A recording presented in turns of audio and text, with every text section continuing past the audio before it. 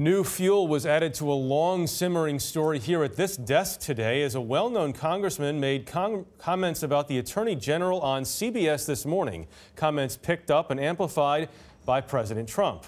Paula Reid has details.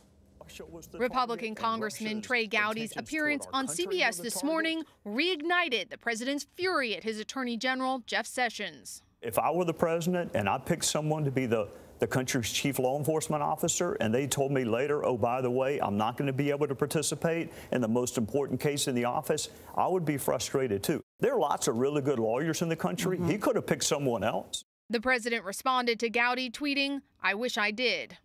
CBS News has learned that special counsel Robert Mueller is increasingly focused on the president's interactions with the Attorney General as part of his investigation into possible obstruction of justice. Today, White House Press Secretary Sarah Sanders refused to say why the president hasn't followed through on his threats. If the Attorney General is not living up to the president's expectations, if he is so frustrated with him, why doesn't he just fire him instead of sort of nursing this grievance so publicly?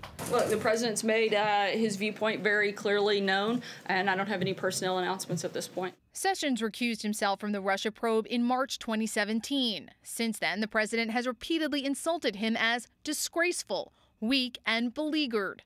Sessions has given no indication he intends to resign and recently defended his recusal. There is a specific regulation that says if you participate in a campaign, it explicitly says that, then you can investigate the campaign of which you were a part.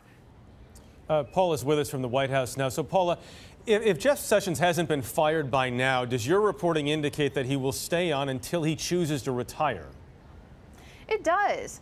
In addition to possible concerns about obstruction of justice, White House advisors are also concerned that firing Sessions could alienate the president's core supporters who really appreciate Sessions' hardline stance on immigration and everything he's done to deliver on the Trump campaign promise of more aggressive immigration enforcement. Now, Sessions will spend the next month touring the country in support of his immigration policies that so endear him to that base.